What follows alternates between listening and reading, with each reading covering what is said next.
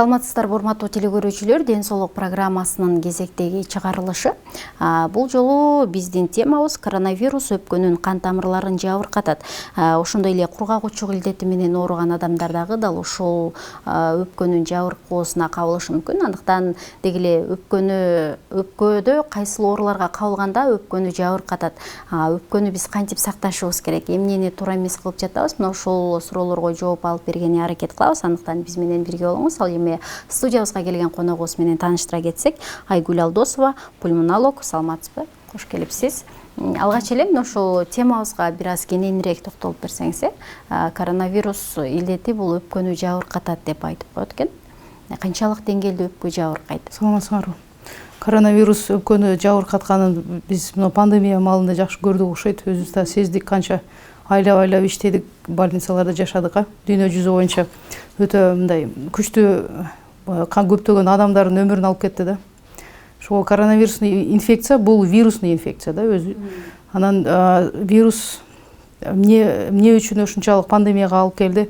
Адамдар эми бир аба менен дем алабыз бардыгыбыз. Ошо аба аркылуу жөтөлгөндө, чүчкүргөндө ушинтип аба аркылуу жукту канча адамдаргачы. Ошондон анан ошол моментте эмеси кимдин иммунитети слабый болсо, ошол маалда мындай пневмония өпкөсү жана өпкөнүн шамалдаганы алып келип ушунчалык мындай көбүнчө бир 70-80% өлүмгө алып келди да, эми бирок же кийинки осложнениялерге алып келди. Эми осложнениясы күч. Негизи эле мындай адамдын иммунитети слабый боло турган болсо, дал ушул өпкө коронавируска деле ошондон улам бат кабылат деп айтылат. Анын оор түрүнө дагы өпкөнүн жабыркоосу дагы ошол иммунитетке келип такалып жатат, ошондо. Биз иммунитетибизди кайсыл учурда слабыйлатып алабыз, мисалы үчүн? Эми иммундук системабыз өзүнүн биздин солдаттар болот да, мындай айткандачы. Башка эмеде бизди айланабызда жашаган вирустардан, бактериялардан, башка микробтордон сактап тура турганчы. Анан аны иммундук системабызды мындай күчтүү болуп жүрүш үчүн биринчи очередь окружающий средабыз, тегерек четибиз таза болуш керек. Анан машиналар аз болуш керек. Азыр мында акыркы жылдары ошо жанагындай электрический машиналарга өтүп атышат адамдар. Европада деле, бизде ошо эми келип атат да. Ушул нерсе өтө жакшы нерсе деп ойлойм да менчи. Абанын таза эместиги. Ошондон биринчи очередь бул өпкөн эмес ден соолугу ошондон да эме да. Бирок азыркы учурда мисалы ошол эле завод, фабрикалар курулуп жатат, унаа деген көбөйүп жатат дегендей эле. Эми бул нерсени токтото албайбыз да кыска аралыкта. Өпкөнүн иштөөсүн жакшыртуу үчүн мисалы ушундай туура эмес нерселер чыгып атканда эмне кылсак болот биз? Ушул бул азыркы мына айтып атпаймынбы, машиналарды деле жана эмесин электрондойуна өткөрүп, жок, эми ага биз завод, фабрикалар бат элечи. Ошондуктан өзүбүз мисалы өпкөнү сактоо үчүн эмне кылышыбыз керек? Эми анан экинчи эмеси ошо абадан бөлөк тамак ашыбыз да, конечно. Баары бир нерсени биз витаминдерди деле, ошо иммун системабызды деле жакшы алып жүрүш үчүн тамак ашты сбалансированный тамак жешибиз керек да, витаминный тамак жешибиз керек, жер жемиштерди көбүрөөк жешибиз керек, колдон келишинчечи. Анан эмени дары-дармекти азыраак колдонушубуз керек. Ойду келди жана аптекаларга барып өзүбүз только эмени врачтын назначенияси менен алган аракет кылыш керек да. Семейный врачтар бар, үй бүлөлүк дарыгерлер бар. Азыр ар бир эмеде өзүнүн участковый врачтары болот. Ошолордон строго ошолордун назначенияси менен алыш керек да, желательно. Ичкен дарыларыбыз дагы демек өпкөгө таасир бериши мүмкүнбү? Иммундук системага таасир берет да. Биринчи өпкөгө таасир бербейт. Иммундук система азыр акыркы жылдары антибиотик, антибактериальный жана бактерияга каршы дарыларды мындай ойду келди колдонуп калдык да. Ошол дагы иммунный, биз керексиз зыяндуу бактерияларды өлтүрүп туруп, анан зыян өзүбүзгө керектүү бактерияларды кошо өлтүрүп алып атабыз. Биздин ичегибизде пайда болгончу. Ошолор дагы анан кийин иммунитет түшөт да ошондон. Негизи эле вирустук оорулар бул өпкөнү жабыркатат деп айтып коет да. Дагы кайсыл оорулардан өпкөбүз жабыркап калышы мүмкүн? Эми азыр акыркы жылдары биздин Кыргызстанда туберкулез оорусу көбөйүп баратат. Туберкулез оорусу эми ал вирустук оору эмес, ал именно бактериальный оору. Ал дагы ошо аба аркылуу жугат. Воздушно-капельный путь дейбиз, эми ошо аба аркылуу мындай сүйлөгөндө, чүчкүргөндө, общественный транспортто жана ооруган адам менен, например, бир эмеде помещениеде ооруганын сырттан адам билбейт да. Сырттан билбейт да, ооба. Сырттан билиш кыйын да. Анан бизде больницага мындай көрүнбөгөн адамдар деле көп да, эмче туберкулез болуп ооруп жүрүшүп, эми жакшы болуп калган деп жөтөлүп жүрө беришет, но өздөрү носители болуп канча адамды оорутушу мүмкүн да, мында тотмай. Ал эми дал ушул оорулардын өтүп кетүүсү бул өпкөгө түздөн түз таасирин берет деп айтабыз. Өпкөдө мындай өтүшүп кеткенден кийин этеги эмне болушу мүмкүн, жыйынтык мына ошол?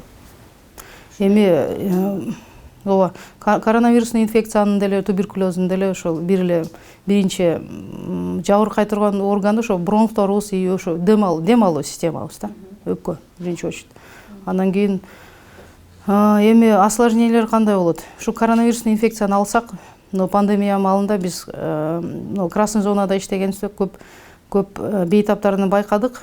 Тромбоз, именно кан тамырлар жактан осложнение көп болду. Тромбоз деп айтабыз, ошо именно кан тамырынын ичинде кан уюп калган. Андан осложнение болду, инфаркт болгондор болду, инсульт, жана шал оорусу. Ушул илдеттерден. Ооба, ушул илдеттен келип чыккан. Андан кийин тромбоз именно вот путтагы кан тамырларын ампутацияга чейин барган больнойлор болду да, бизде бейтаптарчы ошол моментте. Азыр эми мына ошол коронавирус илдети дагы азайып калды. Азыр Кудайга шүгүр, баштагыдай эмес. Бирок сиздер такай эле мындай келген оорулууларды карап жатасыздар да. Дал ушул өпкө жагынан кандай көйгөйлөр менен келип жатышат, дагы кандай ооруларды сиздерге айтып келип атышат мисалы?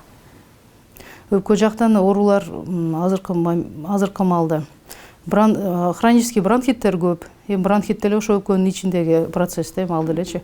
Анан пневмониянын түрлөрү көп. Пневмонияны эми бир эле коронавирустан келип чыкпайт, анын мындай келип оорута турган бактериялардын түрү көп да. Дем алып, кислородду алып, анан кайра керек эмес углекислый чыгарат. Ошол жерде жабыркашы мүмкүн. Аны бирок мындай кайра дарылап, биратоло жакшы кыла алабызбы же такыр жакшы кыла албай калган учур жакшы кылса болот. Эми ал биринчи очередь бейтаптын өзүнө зависить этет. Эми канчалык тез келди доктурга. Канчалык эрте көрүнсө? Ооба, эрте келди. Анан бизде кыргыздар эми көбүнчө самолечение кылып жана аптекалар өз алдынча дарыланып жүрүшөт да. Андан кийин өз алдынча эме тезирээк келгенде эми тез жакшы болот, ооба, эч кандай. Эгер ошондой кеч келип калса, эмнелер болушу мүмкүн? Эми биринчи очередь осложнениеси ошол пневмониянын оор формасына өтүп калышы мүмкүн, ооба. Андан кийин дем алуу, дыхательная недостаточность деп айтабыз, дем алуусу жабыркайт да. Анан беркин жанагындай аппараттарыбыз бар эми өзүбүздүн отделениеде, реанимационный отделениебизде. Кислородный аппараттарды коебуз. Бирок аракет кылабыз эми жакшы кылып чыгарганы. Бирок эмеси азыркы моментте, азыркы күндөрү пневмонияны жакшы эле дарылап жатабыз деп ойлойм да. Дал ушул аппараттар деле бир кездери баягы жетишсиз деп дагы айтылып калды болчу. Бүгүнкү күндө мына ушундай аппараттарыңыздар сиздердеги шарт негизи канчалык деңгээлде? Шартыбыз жакшы, ооба, аппараттарда азыркы ооба, коронавируска чейин көп аппараттарыбыз эмеле жетишсиз эле, азыр бирок мурункуга караганда кыйла жакшы да. Азыр бардык Өпкөнү жабыркатуучу нерселердин дагы бир түрү бул чылым чегүү, чылым чегүүнүн өпкөгө тийгизген таасири боюнча дагы айтып берсеңиз. Чылым чегүүнүн таасири өтө жаман. Азыркы күндөрү, акыркы күндөрү тамекинин өтө зыян түрлөрү көбөйүп кетти, же тамеки ушунчалык мисалы мырзаларга кандай таасир берет, аялдарга же баарына эле бирдейби дегиле. Биз эми чылым чеккенде баягы өпкөнүн карарып кеткени менен таза турганын гана көрсөтөт да, дал ушул интернет айдыңында деле ушундай дегендей эле. Өзүңүз мындай айтып бериңизчи, дарыгер катары кандай болуп калат, кандай өзгөрүү болуп калат? Чылым чегүүнүн биринчи эми адам көптөн бери чегип жүрсө, азыр акыркы күндөрү чеккендер мындай чылым чеккен адамдар көп болуп атпайбы? Аял кишилер да көп болуп атат. Эми ал нерсе биринчи очередь ошо өпкөсүнө таасир берет. Хронический обструктивный бронхит деп айтабыз. Именно ошо бронхторду постоянно жана ыштап турган үчүн бронхтор именно абанын киришин тоскоолдук кылат да, таза абанын киришинчи. Анан ошонун негизинен бронхиттин жанагындай оор формасы пайда болот. Оор формасы кандай болот ошондо? Оор формасы ошо хроническая обструктивная болезнь легких дейбиз, ошо именно хобл деп айтабыз азыркы күндөр. Анан эми биз келгенде мындай эмеде адамдарга түшүндүрүп айтабыз. ушундай чылым чекпегиле, ушундай эмеге здоровый образ жизни мындай эмеңерде спорт менен заниматься эткиле депчи. Анан көбү бирок күлүп кетишет, но эми кылышпайт да көбүнчө ана нерсени. Анткени мисалы ушул эле өпкө жабыркайт, өпкөңү жок кыласың деп коюшат го, чылым чексең деп. А бирок тиги өмүр бою эле чекте эч нерсе болбоду го, бул митте эч нерсе болбоду го деген болот да. Деги эле адамдын баягы органдарында, адамдын организминде өпкөнүн аткарган жумушу канчалык деңгээлде маанилүү? Өтө маанилүү. Өтө маанилүү. Жүрөктү биз айтабыз, биринчи насос жүрөк кан тамырын канды айландырат неме депчи. Өпкөнүн деле абасыз дем алыш бир 5-6 мүнөткө эле жетет. Дем аба жок адам жашай албайт да. Биз ал нерсени ковид маалында көрдүк го. Пандемия маалындачы.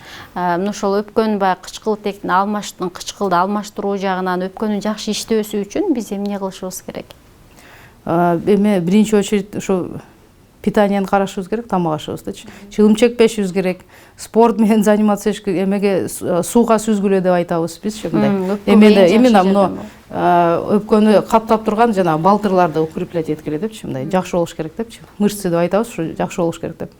Анан ушу тегерек жетибизди алабыз, кандай болот? Ал эми мына ошол коронавируска кабылган адамдар, мисалы сиздерге дарыланып жакшы болду дейли, жакшы болгондон кийин ал адам өзүн кантип караш керек мына ошол өпкөсүн да этияттоо максатында?